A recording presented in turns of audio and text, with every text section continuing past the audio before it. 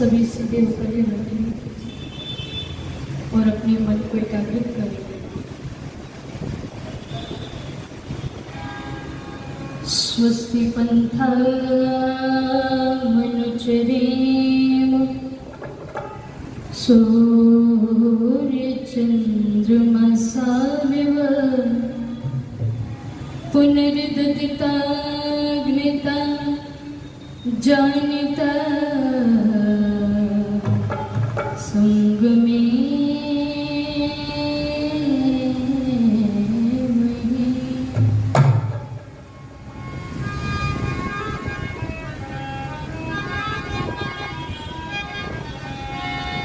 Sample को लाल लाल सुमन मिले हैं कहाँ से,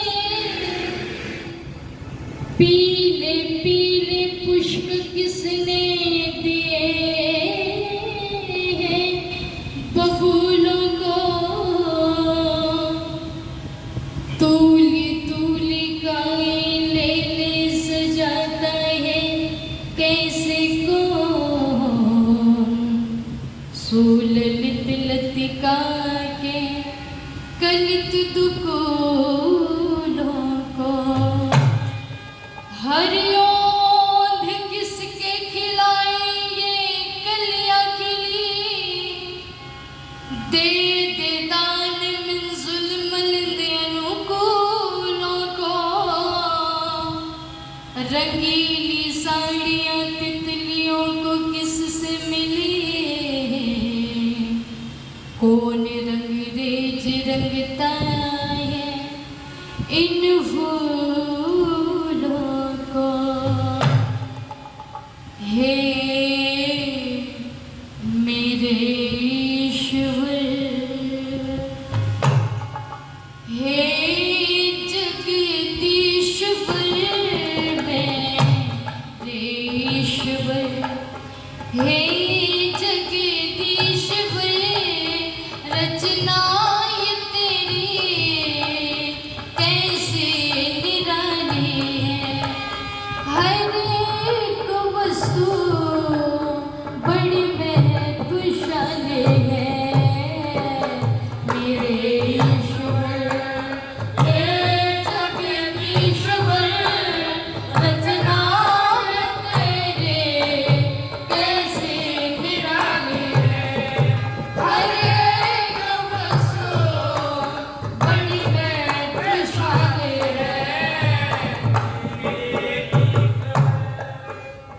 जितने बने उन सबकी कलम सागर की शान,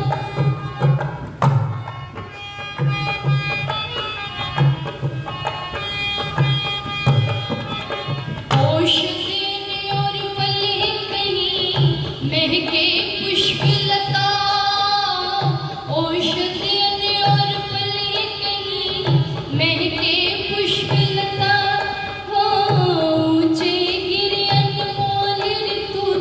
रचना रहे जता, ऊंचे गिरि अनमोल तू तेरी रचना रहे जता, है सबके बाहर भीतर, है सबके बाहर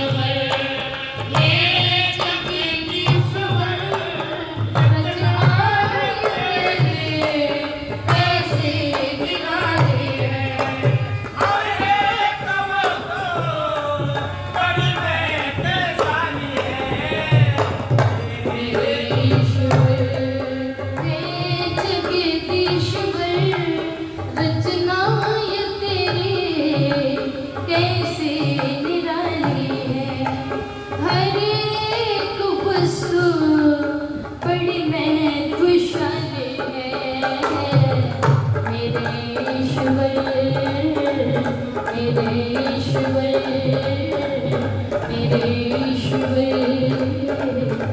मेरे ईश्वर।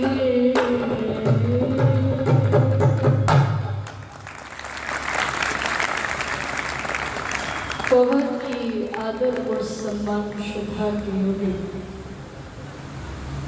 बड़ी ही विद्वता के धनी, बड़ी ही शालीनता सरलता के धनी, हम सभी के लिए पूजनीय है, वंदनीय है। मंच का बड़ी तन्मयता के साथ में संचालित कर रहे हैं आदरणीय श्री स्वामी ब्रह्मानंद जी महाराज।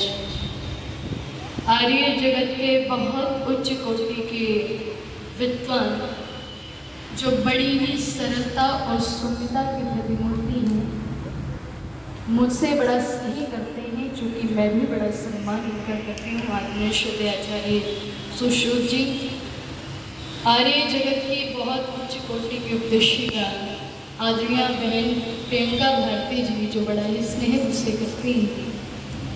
अपनी आर्य समाज के यशस्वी प्रधान जी, मंत्री जी, कोषाध्यक्ष जी, समस्त पदाधिकारी वृंद और जिनके मुखारविंद से यज्ञ का अनुष्ठान कराया गया, यज्ञ के अंदर वेद मंत्रों को गुंजायमान जिन्होंने अपनी ओजस्वी वाणी से किया, आदरणीय श्री कर्मवीर शास्त्री जी, मैं बड़ा सम्मान इनका करती हूँ।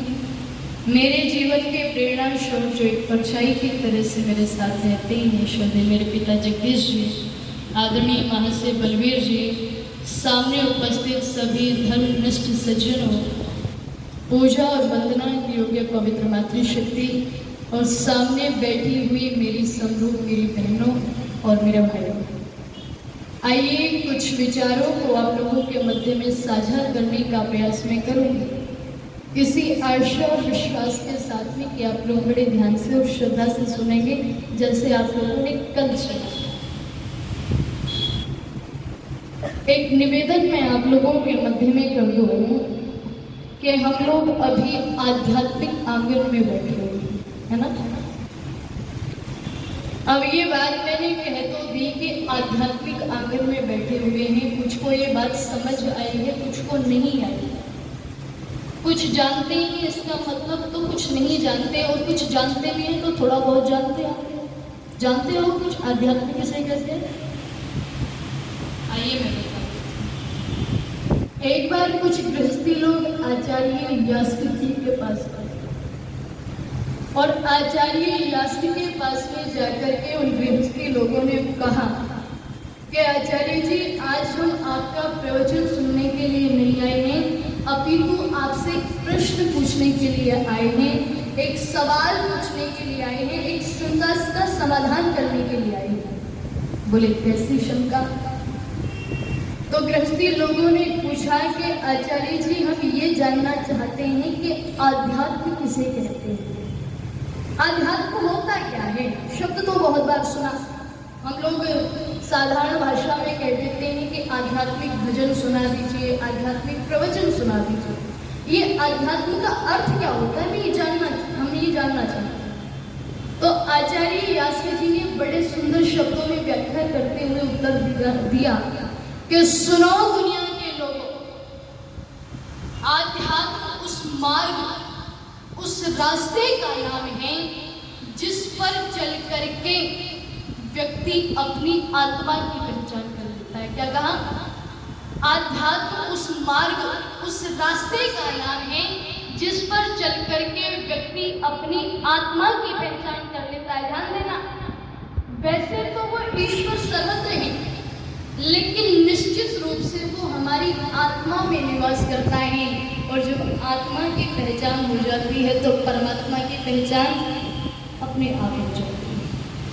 और एक उर्दू के शेर ने लिखा, दोनों का जो मेल होना था आत्मा और परमात्मा को, वो मेल नहीं हो पा रहा। तो एक उर्दू के शेर ने लिखा कि मैं और मेरा यार एक ही बस्ती में बसते हैं, पर किस्मत की बदनसीबी दर्शन को तरसते हैं। रहता आत्मा भी शरीर में है, परमात्मा भी शरीर में है, लेकिन दोनों का जो मेल होना था वो मेल नहीं हो रहा। और एक बात मैं आप लोगों को कह दूं, परमात्मा जो सूक्ष्म से सूक्ष्म और विशाल से विशाल। कितना सूक्ष्म है। हमारे शरीर के अंदर जो हमारी आत्मा रहती है ना, इसकी जो विसल आ रही है ना, मुझे इसको थोड़ा सा कम कर दो और इसकी तीखी आवाज को थोड़ा सा मीठा कर दो, इसमें बेस डाल दो, नुकीली आवाज। तो मैं निवेदन कर रही थी आप लोगों के मध्य में, हाँ बस, परमात्मा कितना सूक्ष्म है। जो हमारे शरीर के अंदर हमारी आत्मा रहती है, जिसे आज तक दुनिया का कोई साइंटिस्ट, कोई वैज्ञानिक, कोई फिलोसोफर देख नहीं पाया है। इतनी सूक्ष्म ये आत्मा, और उस आत्मा में रहने वाला वो परमात्मा कितना सूक्ष्म होगा, विचार कर रहे हो? जरा सा अपनी बुद्धि को खोल करके बैठेंगे, ठीक है? और परमात्मा विशाल कितना है। ये जो सारा ब्रह्मांड हमारी आंखों में समा नहीं रहा है, इस सारे के सारे ब्रह्मांड को परमात्मा ने अपने गर्भ में धारण कर रखा है। वेद का मंत्र कहता है हिरण्य गर्भ संवत्ताग्रे। परमात्मा इतना विशाल है और उसकी कारीगरी कितनी विशाल है। अब यहाँ पर आ जाए, दुनिया के अंदर 7.89 लाख अरब जनसंख्या है और इतनी विशाल जनसंख्या में किसी भी व्यक्ति का चेहरा किसी से मैच नहीं खाता। आँख वही है, नाक वही है, होंठ वही है, लेकिन सब कुछ होने के बाद किसी का भी चेहरा किसी से मैच नहीं खाता। अच्छा एक बात बताओ मुझे, अगर संसार के सारे लोगों का चेहरा एक जैसा होता तो क्या होता? जरा विचार करो, क्या होता? मेरी दृष्टि में तो ऐसा होता जैसे सिलेंडरों का हाल होता है ना, एक दिन इसके एक घर तो दूसरे उस दिन, तो ऐसा हाल होता है। लेकिन परमात्मा की इतनी विशाल कारीगरी है। अब आप चेहरा छोड़िए, ये दुनिया के अंदर आपको जितने भी पेड़ पौधे दिख रहे हैं, यहाँ पर भी लगे हुए हैं, इनकी पत्तियों का रंग कैसा है? हरा। लेकिन एक पेड़ की पत्ती को तोड़ करके दूसरे पेड़ की पत्ती से मिला करके देखना, कहने को तो दोनों का रंग हरा है, लेकिन हरा होने के बावजूद एक दूसरे से मैच नहीं खाता। रंग वो भी हरा है, वो भी हरा है, लेकिन फिर भी एक दूसरे से मैच नहीं खाता। जब एक हरे रंग में परमात्मा ने इतनी विविधता भर दी, तो आप विचार कर सकते हैं उस परमात्मा की कारीगरी कितनी विशाल है। आप पत्ते छोड़िए, ये आवाज किसी की किसी से मैच नहीं खाती, सबकी अलग अलग है। और आप आवाज छोड़िए, ये हमारी उंगलियों के निशान है ना, जिन्हें हम इंग्लिश में क्या कहते हैं? फिंगरप्रिंट्स। ये भी किसी के किसी से मैच नहीं खाते। इतना विशाल वो परमात्मा और उसकी कारीगरी है। परमपिता परमात्मा, अगर उसका चिंतन, उसका वर्णन करने हम लोग बैठे तो सुबह से शाम हो जाएगी, शाम से अगला दिन निकल जाएगा, फिर शाम हो जाएगी, लेकिन परमात्मा का क्या वर्णन हम कभी कर नहीं सकते। ऋषि मुनियों की बुद्धि चकरा गई। जब वो परमात्मा का पार नहीं पा पाए तो हम कैसे पा सकते हैं? इसलिए जरा सा एक सागर में से कुछ बूंद निकाल करके ऋषियों ने जो हमें दी है, उसका हम जरा सा लाभ ले लें। एक बूंद भी यदि व्यक्ति परमात्मा के रस का पान कर ले तो व्यक्ति का जीवन परिवर्तित हो जाता है, जीवन कुंदन बन जाता है। इसलिए आइए गीत के माध्यम से बहुत सुंदर पंक्तियां लिखें। अगर व्यक्ति डूब रहा है तो परमात्मा उसका सहारा बन जाता है, लेकिन शारीरिक रूप से नहीं। जब आत्मिक रूप से व्यक्ति डूबना प्रारंभ कर दे और वो परमात्मा का सहारा लेना चाहे तो परमात्मा हमेशा उसके साथ रहता है। तो बहुत सुंदर पंक्तियां लिखी क्या?